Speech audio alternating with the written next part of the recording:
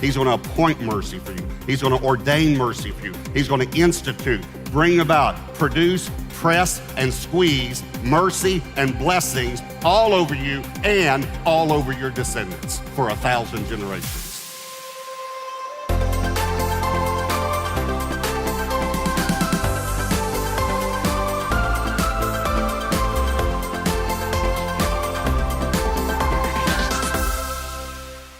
So we're in a series called Relationship through God's Top 10. And we're talking about the 10 commandments. We did the first commandment, which was, I believe that there's a principle behind each commandment that is a principle of relationship. And so we talked about the principle of priority. This weekend, we're going to talk about the principle of purity. I believe this is the principle behind the second command. Now, the reason I want to read Deuteronomy 18 first is because I want to again set up this series and this message, because the second commandment begins with these three words: you will not. Or the old King James, we say, thou shalt not, thou shalt not, thou shalt not, thou shalt not. Okay, 7 out of the 10 commandments begin with the words, you will not, you shall not, you will not. Okay, but I want you to understand that God is not saying that because he's a prude and he doesn't want you to have any fun. It would be like you saying to your children, you will not play in the street. You will play in the yard. You're not doing that because the street is more fun. You're doing that because it's dangerous. You have to remember that Israel was leaving a pagan land, Egypt, and they were entering a pagan land. They left a land of many gods, and still Canaan was the land of many gods, but another way to say it is, it was the land of many idols. Absolutely horrible. They literally, listen to what Psalm 106 verse 37 says, they even sacrificed their sons and their daughters to demons. They were going into a land of idolatry, and he was trying to warn them, don't get involved. So I want to show you this, you will not, in the Deuteronomy 18 passage to set up this second commandment and all the 10 commandments, right? So it's like this. Deuteronomy 18 verse 9 says, when you come into the land which the Lord your God is giving you, you shall not. See, there it is again. You shall not learn to follow the abominations of those nations. There shall not be found among you anyone who makes his son or his daughter pass through the fire. That means they offered their children, they made them walk in the fire alive. They burned them alive. There shall not be anyone found among you that does that, or one who practices witchcraft, or a soothsayer, or one who interprets omens, or a sorcerer, or one who conjures spells, or a medium, or a spiritist, or one who calls up the dead. And then down in verse 14, the second part of verse 14, this is what he says. As for you, the Lord your God has not appointed such for you. The Lord your God will raise up for you a prophet, capital P, like me from your midst, from your brethren. Him, capital H, you shall hear. This is talking about Jesus. Acts 3 is the fulfillment of that prophecy. Verse 22, for Moses truly said to the fathers, the Lord your God will raise up for you a prophet, capital P, speaking of Jesus, like me from your brethren. Him you shall hear in all things, whatever he says to you. Now here's what Deuteronomy 18 is saying. He's saying the Lord has not appointed weird and spooky stuff for you, sorcerers and mediums and spiritists, but what the Lord has appointed for you is a personal relationship with Jesus Christ. That's what he has appointed for you. And so the 10 commandments, again, when he says, you shall not do this, because I've not appointed that stuff for you, idolatry and sacrificing your children, I have appointed for you relationship. So I'm telling you again, the 10 commandments are about relationship. And the second commandment, I believe, is the principle of purity. So let me go through the 3 points that I have. Here's point number 1, the danger of impurity.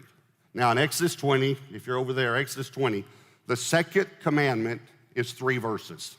So I'm going to take each verse for one of the points that I have today, all right? So we'll first look at the first verse of the second commandment, which is Exodus 20, verse 4. You shall not, for your good, make for yourself a carved image. I want you to notice the word image because most will reduce this and say idol. And that's okay, it is referring to an idol, but we got to come back to the word image in a moment. Any likeness of anything that is in heaven above, or that is in the earth beneath, or that is in the water under the earth. Okay, the Canaanites worshiped idols more than any other people on the face of the earth. They had idols for everything, for fertility, for rain, for blessings, all that, and they made carved images. Now you have to understand, Israel was the only nation that did not worship images of their God. Only one. So he's saying, don't do this. By the way, Colossians 1:15, talking about Jesus, he is the image of the invisible God. Israel's the only one that had the invisible God. So when they go in there, the Canaanites begin to talk to them about gods. And the Canaanites, you have to understand, they had a personal God, a family God, and a national God. And here's the way that they tricked Israel. They said to them, oh, we understand that you have a national God, Jehovah. We have a national God too. But you need a personal God, and you need a family God. And they told them you needed Asherah as your personal God, and you need Baal as your family God. And this is why all through the Old Testament you will see that Israel built Asherah poles and Baal idols. Because God said to them, now listen, when you go in that land, they're gonna try to deceive you, and they did. Listen to some of these scriptures. Judges 3:7, so the children of Israel did evil in sight of the Lord. They forgot the Lord their God and served the Baals and the Asherahs. And then when Elijah called everyone up on Mount Carmel and he called fire down, 1 Kings 18:19, now therefore send and gather all Israel to me on Mount Carmel, the 450 prophets of Baal and the 400 prophets of Asherah who eat at Jezebel's table.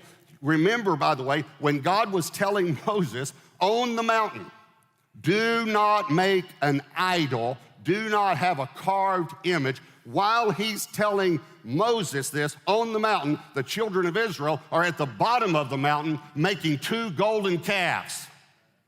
And they say, these calves brought us out of Egypt. Now, sometimes I find humor in the Bible. Just want you, here's what they said. These calves that we just made brought us out of Egypt. How crazy. While God's telling them, don't have any images, they're already making an image. Now, think about this. The Canaanites believed that the gods lived in heaven, and that when you carved an image, the God in heaven of that image would put his spirit in that image. And then they would take that image around in their fields to bless their crops. They would make an image of fertility and put it in their bedroom so they would conceive. Okay, who gave the Canaanites that idea? Listen to me, Satan did. And you know where he got it? Because God fashioned an image of himself on the earth and put his spirit in it. Genesis 1:26, he said, let us make man in our image. That's why there doesn't need to be another image of God on the earth. You are the image of God on the earth. And God puts his spirit in you. Now, again, these are idols, but think about the word image.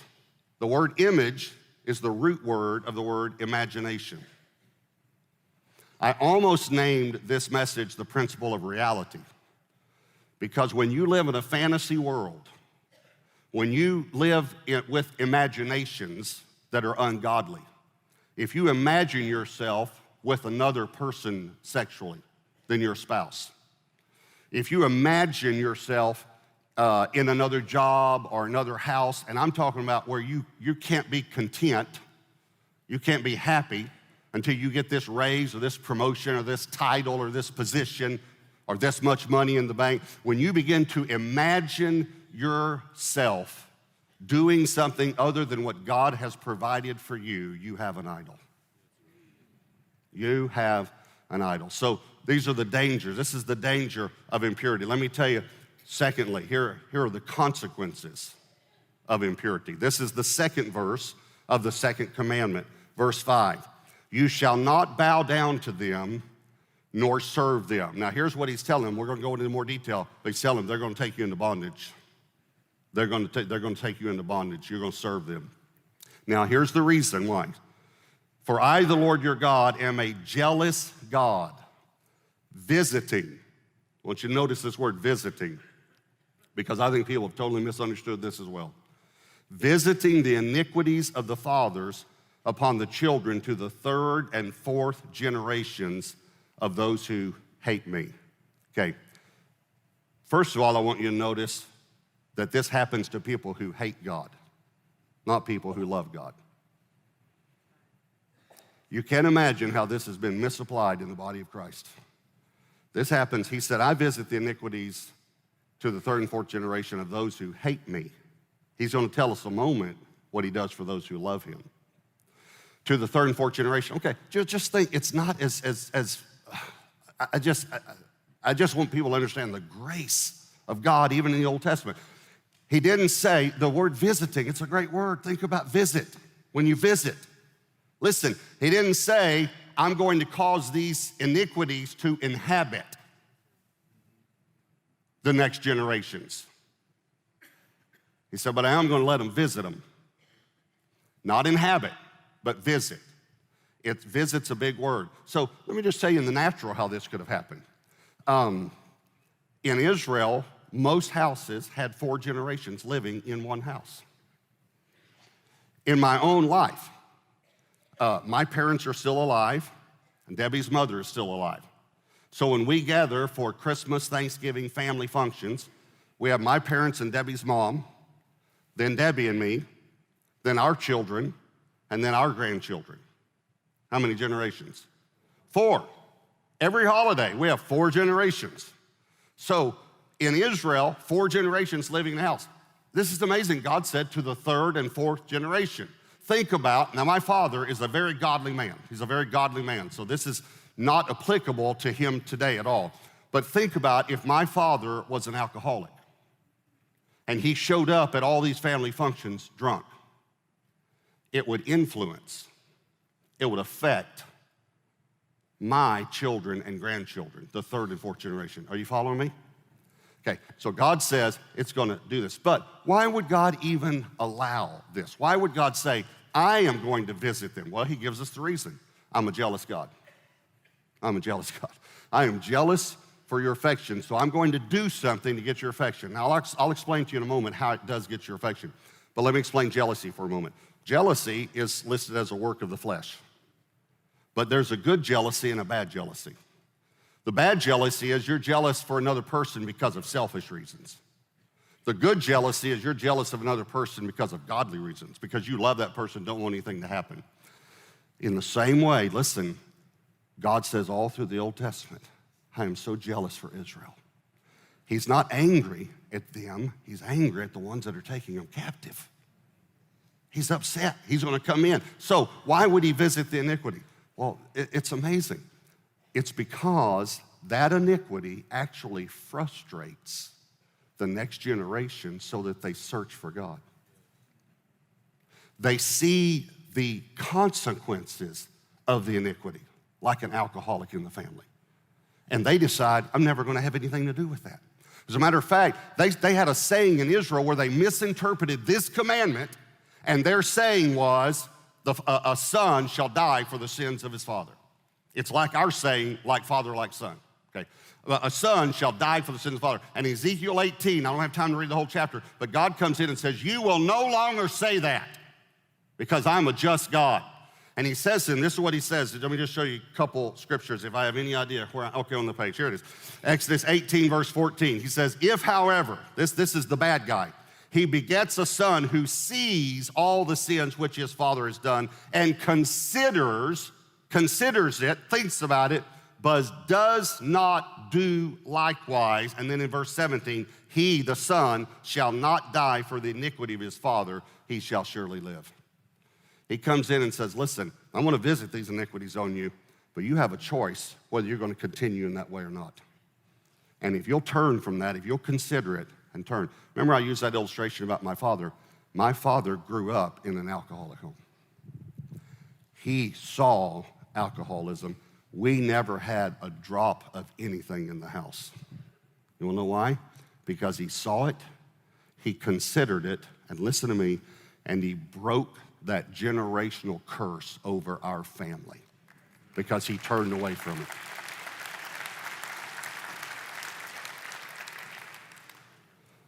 So you got the dangers of impurity, the consequences, and then look at the blessings of purity. Here's point 3. The blessings of purity in verse 6, which is the third verse of the second commandment.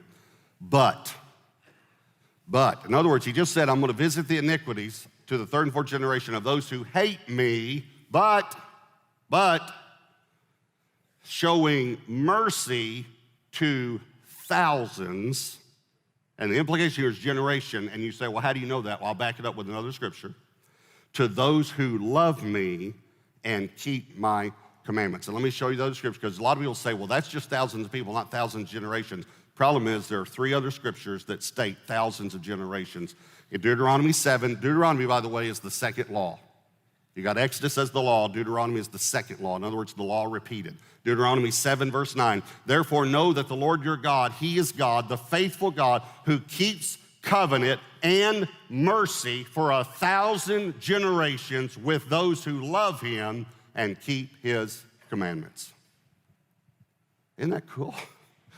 I mean, it's so many times, again, we read the Old Testament and we see judgment, law, all this stuff, and yet all of it is for relationship. It's all for good. God doesn't want you to walk in impurity because it affects your relationship with him. He wants to have a pure relationship with you, and it not only will affect you, but it will affect your children and your grandchildren and your great-grandchildren. You should get, Rabbi Kahn said last week, if there's anything in your life that you know is impure or wrong, you need to get it out of your life. It's exactly right. It's exactly right. Because it's going to affect your purity, your relationship with God. Now, we talked about the word visiting. Let me just tell you just a moment about the word showing. Showing, okay? This word showing is a Hebrew word, and it's translated other ways. Some of the ways it's translated are fashion, accomplish, prepare, appoint, ordain, institute, bring about, produce, press, and squeeze. Okay, I want you to think about this. God is going to fashion mercy for you. He's going to accomplish it. He's going to prepare mercy for you. He's going to appoint mercy for you. He's going to ordain mercy for you. He's going to institute, bring about, produce, press, and squeeze mercy and blessings all over you and all over your descendants for 1,000 generations. If you'll simply love him and keep his commandments. So please hear me. The 10 commandments aren't bad. Paul says that even in the New Testament. He says they're not bad. The commandments aren't bad. They're good. And what they're doing is they're not this list of thou shalt not, thou shalt not, thou shalt not, because God doesn't want us playing in the street because the street's more fun. They're lists of principles that if we understand this principle, it's going to bless us and it's going to bless everyone that lives after us. Everyone. Some of you know that we have 3 children, Josh, James, and Elaine, 2 boys and a girl, and then their spouses and grandchildren. Elaine lived a double life for about 2 years when she was a teenager, a late teenager. And we knew that her attitude was wrong. And some of you who've had older children, you've gone through something like this, you can see it in their attitude. But we didn't know how wrong her actions were during that time until she confessed to us. But for about 2 years, we did what any parent would do, and that's pray and seek God and try to get through and try to talk and do what we could do. And the only reason I'm sharing this, by the way, is she shares this publicly. She's actually preaching at Pastor Tim Ross's church today. So she teaches and preaches in conferences and all now, and loves the Lord, serves the Lord, godly husband Ethan. But she walked away from the Lord for about 2 years, and she did it privately. She had a secret life. And so she repented, came back to the Lord, and probably truly got saved. at 19 years old. And she said after she repented, she came to Debbie and me and she said, I need to confess some things to you guys. So we went outside on the patio to talk. And in our house, we have a grandchildren candy jar. Just so you know, it's for grandchildren and Papa. But anyway, excuse me. So I got those little Tootsie Rolls, the little ones, okay? So I got 2 of those Tootsie Rolls. We go outside. I don't know what all she's going to confess. Well, I start eating one of the Tootsie Rolls. She starts confessing, and it's pretty bad. And my heart begins to break for my daughter. And so I didn't eat the second Tootsie Roll. So we talked, we loved her, we prayed for her, prayed over her, things like that, and we're reunited. And when I went in that night, I saw this Tootsie Roll in my pocket, and I started to throw it away, and I felt like the Lord said, keep that. And so I put it away somewhere, and I kept it. 6 months later now, she's met Ethan, who's her husband now, godly man. She's been serving the Lord. She's doing great. And we started talking during that time. We even went to a counselor together because some of the reason she rebelled was her response to me. And I failed her in some ways. Church was large, and it's not your fault, it's my fault. The television, the books, the things like that, I didn't know how to handle some of that stuff. And again, that's not an excuse. She understands it's a reason, but it's not an excuse. But I wasn't there then for her during some formidable teenage years as much as I should have been. So I began to ask her things like that of, how did I fail you? How can I ask your forgiveness and make that up to you during that 6-month time? One of the things she said, Dad, this is so small, but it's just been in my heart, but it's a small thing. So I said, well, what is it? Well, when she was 3 years old, we were driving to Dallas one day, and it was at night, and Reunion Tower was lighted. You've seen Reunion Tower when it lights and the lights flash and all that. And it's the first time she'd ever seen it. And so she's 3, and so she said this. She said, Dad, look at that. I said, yeah, isn't it pretty? And she said, yeah. She said, Dad, please buy that for me. Well, obviously, I can't buy Reunion Tower for her, so I said, well, sugar, I can't buy that. I said, but it's a restaurant. And I said, I'll tell you what, when you get older,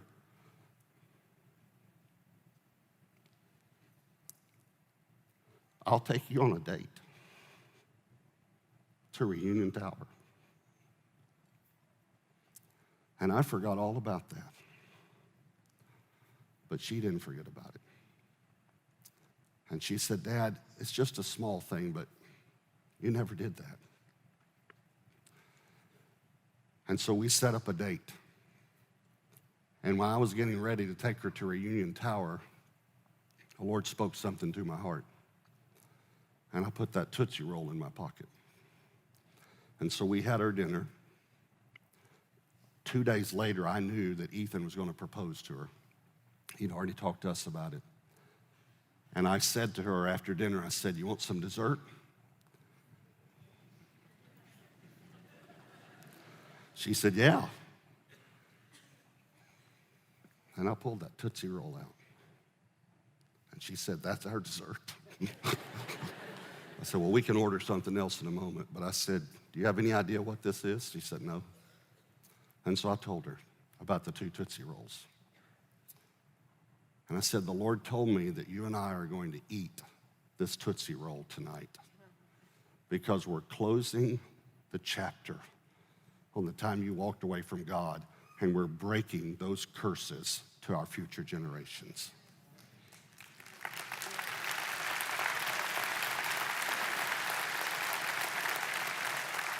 When we ate that Tootsie Roll, it was horrible. It was...